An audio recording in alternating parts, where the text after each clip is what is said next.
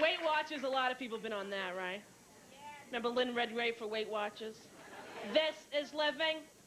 Lying sack of shit. I'm gonna kick her ass if I ever meet her. You ever see her? If you're hungry and don't have ice cream or anything like that, simply have a lovely German chocolate cake from Weight Watchers. It's fabulous. Simply pop it in the oven and pop it in your mouth and your food for the whole day. It's the size of a goddamn coin, all right? I'm surprised they can get icing on something so small. There must be a little Weight Watchers factory somewhere with Oompa Loompas working there. Oompa Loompa doo-buddy-doo. I have some more cake for the fat you. Oh, it's horrifying. And it's only in the U.S., because I recently went to Mexico with my friend Jeannie, who's a model for the Ford agency, very tall, very pretty, very Barbie. Every Mexican guy was hitting on me. Sweetheart, mija, look at, how are you? Talk to me. Sweetheart, come over here, look at, what you need, what you need, what you need. I need you to shut the hell up, okay? I've been in your country 20 minutes. I'm a little confused. Why are you hitting on me and not my friend Jeannie? Between the two of you, there's no contest. Bone is for the dog. Meat is for the man. So I'm moving down there next month.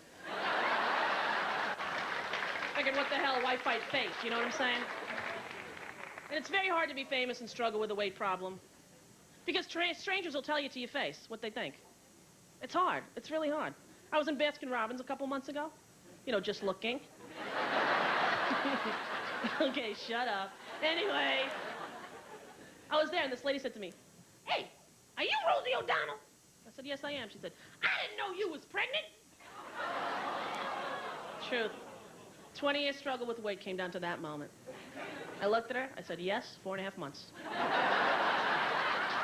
And you shouldn't lie, because then she kept asking me, "Oh, yeah, what are you going to name it?" I go, "I don't know, either Ben or Jerry. I'm not sure." It's strange being famous, I tell you, because you do the same things that you used to do. You don't feel any different, but everyone thinks you're different. You do normal things, and people are shocked.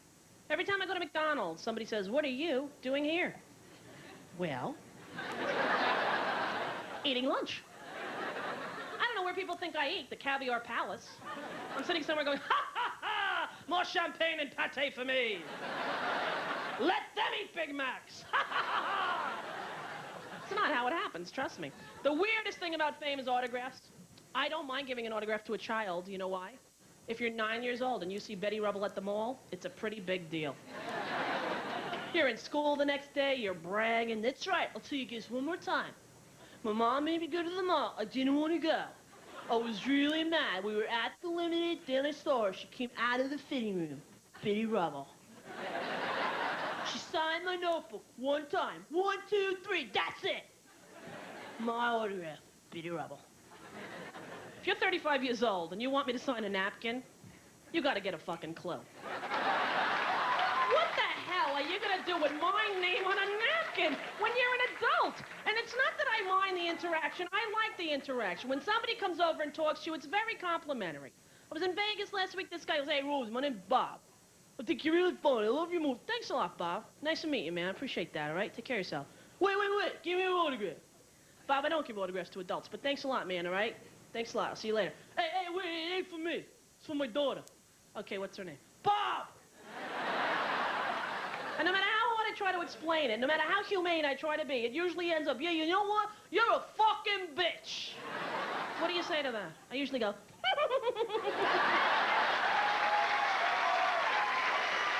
cursing, Bob." It's hard, you know. I am Irish. My father is from Ireland. He's got a thick brogue. You're Irish, I could tell. You could sneak into one of my family reunions. He's got a thick brogue, and when I was a kid, my friend used to make fun of him. He never knew it. They'd call my house, he'd answer the phone. "Hello, who do you want to speak to?" And my friends would say, "Oh, he's off to me Lucky Charms, a frost throat cereal with sweet surprise." And he never knew he'd write it down. "Slow down, sweetheart, I'm trying to get it off. The frosted oat cereal." I'd come home, there'd be messages on the refrigerator. "Ro, Jackie called, said manly yes, but I like it too."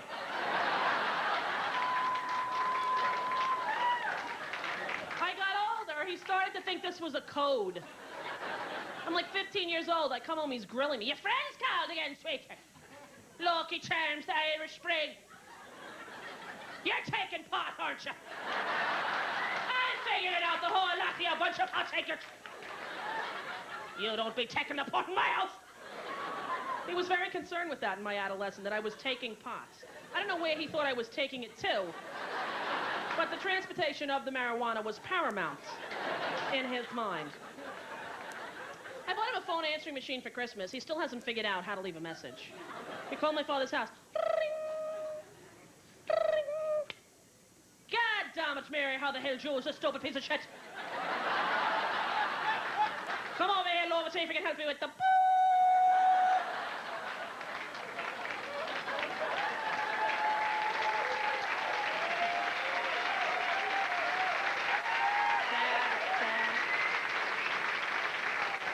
About once a year, when I know he's not home, I'll call his house.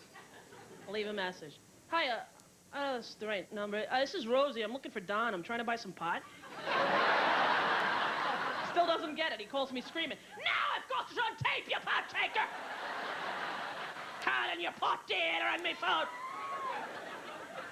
Pot taker. Sort of a strange childhood. My mom died when I was 10 years old. I'm the oldest girl. I have a younger sister and little brothers. It was kind of strange. I was 13. I got my period. I had to go discuss it with my father. Hard for a normal kid. Harder for me with my dad. I remember it. He was watching TV. I'm like, Dad, we got to go to the store. We're not going to the store, sweetheart. I'm watching the game. Look. Yeah, well, Dad, I got my friend. Of course you can have your friends over, sweetheart. Go in the other room and play. Dad, I have to go get some different harpoons. What the hell does a girl your age need with harpoons? Dad, I got my period. Heaven but Jesus, won't you say so, sweetheart?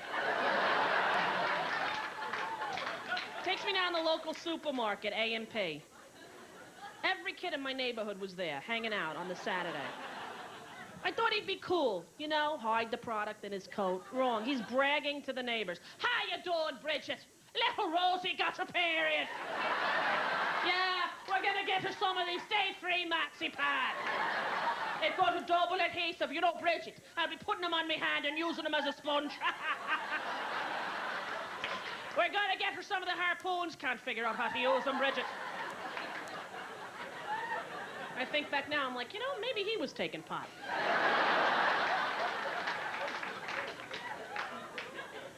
Strange, awkward. A few weeks after this happened, I remember I came home. All my little brothers were upstairs in the bathroom around the tub. They were playing boats with the maxi pads. They were. They had those little green plastic army men on them. You know, the ones like this?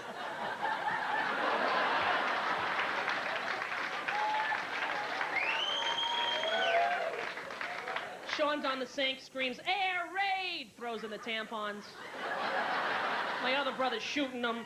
My father's screaming, don't touch the harpoons, you'll hurt yourself. It's funny now after 10 years of therapy.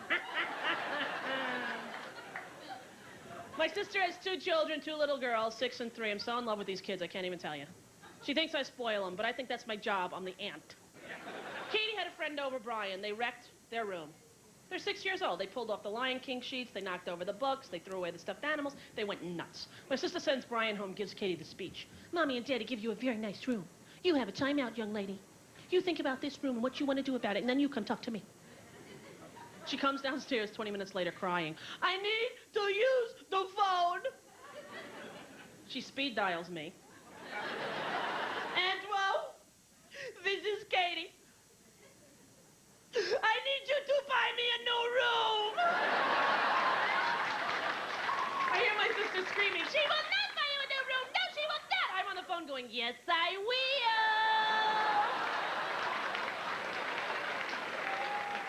I had him for a week recently. My sister and her husband went on vacation for the first time since they've been married. She said, you know, a whole week, can you handle the girls? I'm like, what are you kidding? The best aunt in the world. It's not going to be a problem. After 3 days, I was in a Barney-induced coma. I was not responsible for my actions. I was cheating at Candyland with a 6-year-old. That's right, Katie. Double green and double blue. The game is over. I freaked out. I lost my mind. I took him to Toys R Us every day. because I didn't know what to do. And I didn't want to spoil them, so I picked out the toys. They have the same toys we had when we were a kid. I actually bought them the Easy Bake Oven. Remember the Easy Bake Oven? That was a great invention, wasn't it? You cook a cupcake in a fucking light bulb. And the food is edible. I wonder why the cancer rates are so high with our generation. I'm pretty sure it's the Easy Bake Oven food. I mean, who thought of that, cooking food on a light bulb? It messed me up when I started to date. I'm like, you hungry? Yeah, it's up in a chandelier.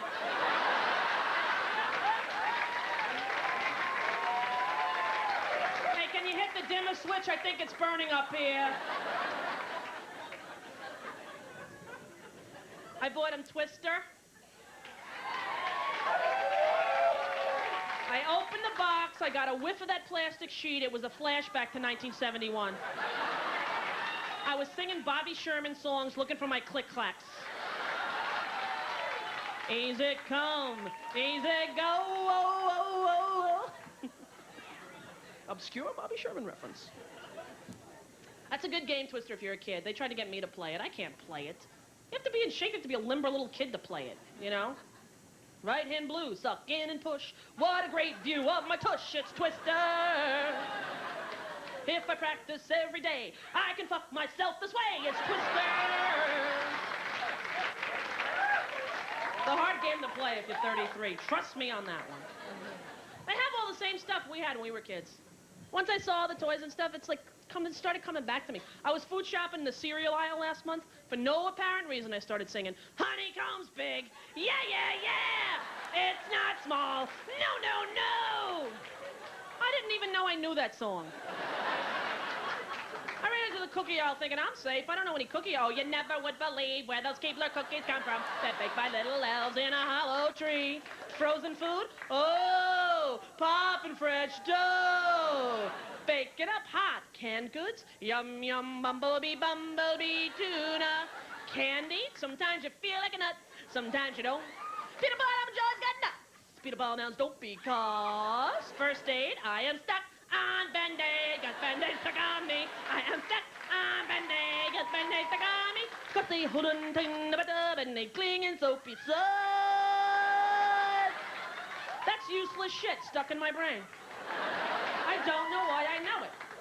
It's a waste. It's never going to be a category on Jeopardy. You're never going to hear, yeah, Alex, I'll take useless shit for 500, please. The answer is George Glass. Who is Jan's imaginary boyfriend?